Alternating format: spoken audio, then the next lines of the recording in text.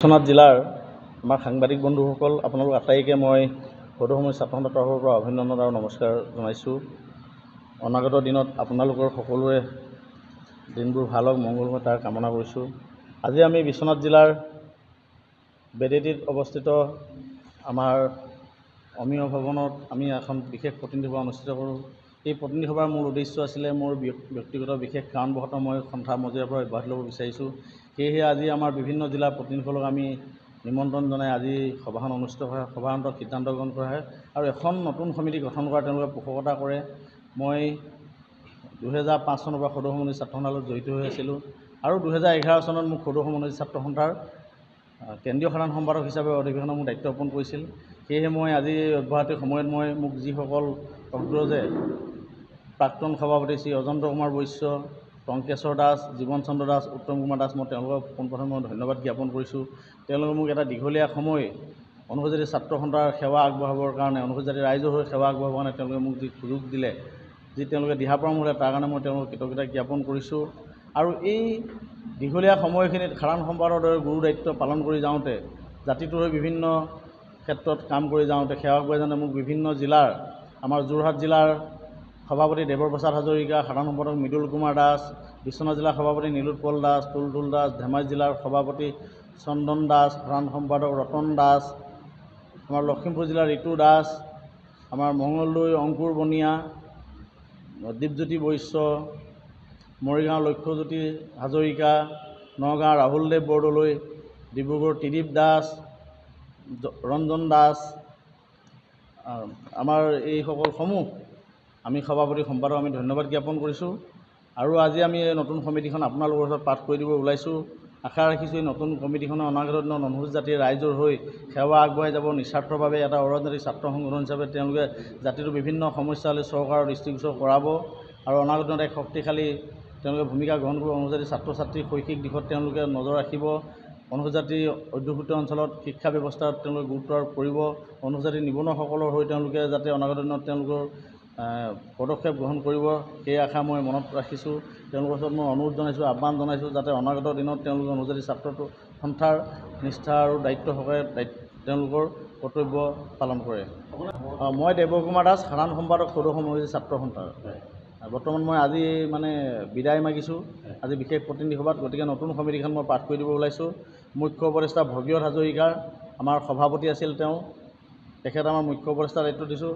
সভাপতি শ্ৰী বিষ্ণু হাজৰিকা নগাঁও, উপসভাপতি শ্ৰী বলেন দাস কামৰূপ, শ্ৰী গোপাল দাস ওদালগুৰি, শ্ৰী ত্ৰিদীপ দাস ডিব্ৰুগড়, শ্ৰী পৰাগজিৎ দাস যোৰহাট, সাধাৰণ সম্পাদক শ্ৰী বনমালী কাকতি ধেমাজি, সহ সাধাৰণ সম্পাদক বিকাশ দাস মাজুলী, শ্ৰী পদ্ম দাস বিশ্বনাথ, শ্ৰী লক্ষ্যজ্যোতি হাজৰিকা মৰিগাঁও, শ্ৰী তুলতুল দাস বিশ্বনাথ, বিত্তীয় সম্পাদক ইক্ষাকু দাস গুৱাহাটী, মুখ্য সাংগঠনিক সম্পাদক শ্ৰী পবিত্ৰ দাস ধেমাজি, সাংগঠনিক সম্পাদক দেৱজিৎ দাস ঢকুৱাখানা, দীপজ্যোতি বৈশ্য মঙলদৈ, দেৱপ্ৰসাদ হাজৰিকা যোৰহাট, কাৰ্যালয় সম্পাদক অৰূপ দাস কামৰূপ, সাংস্কৃতিক সম্পাদক বিপ্লৱ দাস বিশ্বনাথ, প্ৰচাৰ সম্পাদক অংকুৰ বনিয়া মঙলদৈ, শিক্ষা সম্পাদক বিদ্যুৎ দাস মৰিগাঁও, ক্ৰীড়া সম্পাদক ৰঞ্জিত হাজৰিকা নগাঁও, সমাজ কল্যাণ সম্পাদক বিনোদ দাস মাজুলী, সাধাৰণ সদস্য চন্দন দাস, ঋতু দাস, নীলোৎপল দাস। এইখন হ'ল আজি আমাৰ সমিতি। গতিকে মই আপোনালোকক অনুৰোধ জনাইছোঁ, অনাগত দিনত অনুসূচিত ছাত্ৰ সন্থাই যি ৰাইজৰ পদক্ষেপ গ্ৰহণ কৰে, আপোনালোকে এই কাৰ্যসূচীসমূহ জনসাধাৰণৰ দৃষ্টিগোচৰ হৈ প্ৰচাৰ কৰি অনুসূচিত জাতি ৰাইজৰ সমস্যালৈ সমাধানৰ ক্ষেত্ৰত আপোনালোকেও সহায় সহযোগ আগবঢ়াব বুলি মই আপোনালোকক আজি সভাতে আহ্বান জনালোঁ। হয়, কওকচোন আপুনি কি কাৰণে বিদায় সেইটো এতিয়ালৈকে মই ভাবা নাই, যিহেতু বৰ্তমান মই অনুসূচিত জাতি ছাত্ৰ সন্থাৰ আজিৰ তাৰিখলৈ যিহেতু দায়িত্বত আছিলোঁ। গতিকে মই আজি সদ্যহতে অনুসূচিত জাতি ছাত্ৰ সন্থাৰ পবিত্ৰ মজিয়াৰ পৰা মই বিদায় মাগিছোঁ। যিহেতু অনুসূচিত জাতি ছাত্ৰ সন্থা এটা অৰাজনৈতিক ছাত্ৰ সংগঠন, গতিকে মোৰ ব্যক্তিগত জীৱনৰ বাকী পৰৱৰ্তী যি সিদ্ধান্ত হয়, এই সিদ্ধান্ত মই পিছত মই আপোনালোকক জনাম।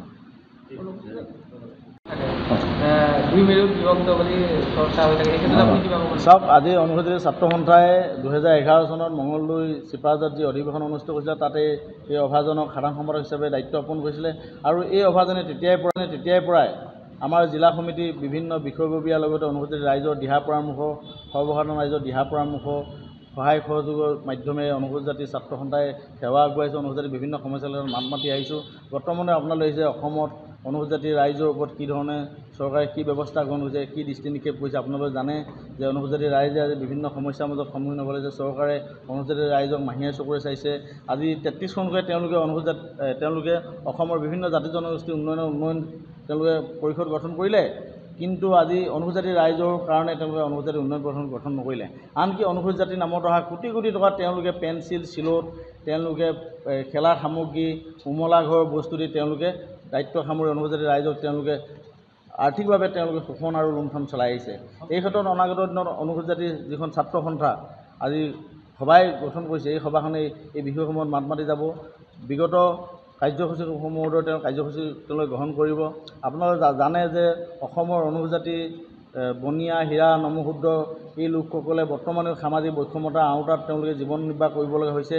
তেওঁলোকে সামাজিক বৈষম্যতা বলি হৈছে। তেনেস্থলত সামাজিকভাৱে অতি উচ্চ কেওটসকলক পুনৰ অনুসূচিত জাতি অন্তৰ্ভুক্তিকৰণ কৰি অনুসূচিত জাতিৰ যিসকল খিলঞ্জীয়া ভূমিপুত্ৰ, যিসকলে বিগত আজি দশক জুৰি তেওঁলোকে সামাজিক নিৰ্যাতনৰ বলি হৈছে, এই লোকসকলে কিন্তু পুনৰ এবাৰ আকৌ সাংবিধানিকভাৱে প্ৰতাৰণা আৰু প্ৰবঞ্চনা বলি হ'বলৈ গৈ আছে। এই কথাটো কিন্তু অনুসূচিত ৰাইজে বুজি উঠিছে আৰু সদৌ অসম অনুসূচিত ছাত্ৰ সন্থাই ইয়াৰ গুৰুত্ব আৰোপ কৰি প্ৰতিবাদ জনাই আছে। গতিকে অনাগত দিনত এই সমিতিখনে প্ৰতিবাদ জনাব, ইয়াৰ ওপৰত তেওঁলোকে মাত মাতিব, অনুসূচিত জাতি ৰাইজৰ আহিবলৈ প্ৰতিটো সমস্যা সমাধান কৰিব। গতিকে অনাগত দিনত এই বিষয়সমূহ স্থান পাব। আজি শৈক্ষিক যিবোৰ ব্যৱস্থাপনা যথেষ্ট পয়া লগা অৱস্থা। চৰকাৰখনে অনুসূচিত জাতি ছাত্ৰ ছাত্ৰী জলপানী আজি তেওঁলোকে সঠিকভাৱে নিয়মীয়াকৰণ কৰিব নাই। আজি ACS IASৰ যিবিলাক কোচিঙৰ কাৰণে পইচা দিছিলে, সেই পইচাসমূহ তেওঁলোকে আচলতে মানে বেমাৰী যিসকল ৰোগীয়া মানুহৰ কাৰণে যিটো এককালীন সাহায্য আছিলে, আৰ্থিক সাহায্য, সেইসমূহ বহুত সমস্যা আছে।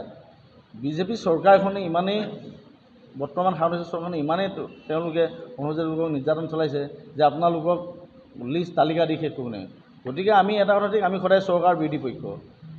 আজি গণমাধ্যম যেনেকৈ চৰকাৰ বিৰোধী, যে জনসাধাৰণৰ পক্ষত, অনুসূচিত ছাত্ৰ সন্থা জনসাধাৰণৰ পক্ষত। যি চৰকাৰে নহওক কিয়, যিখন চৰকাৰে অনুসূচিত জাতিক প্ৰতাৰণা কৰিব, প্ৰত্যেকখন চৰকাৰৰ বিৰুদ্ধে গৰজি উঠিব। এয়া স্পষ্ট অনুসূচিত জাতি ছাত্ৰ সন্থাৰ মত। যিকোনো খবৰৰ বাবে যোগাযোগ কৰক 7099017330 লগতে 7099017110 নম্বৰত।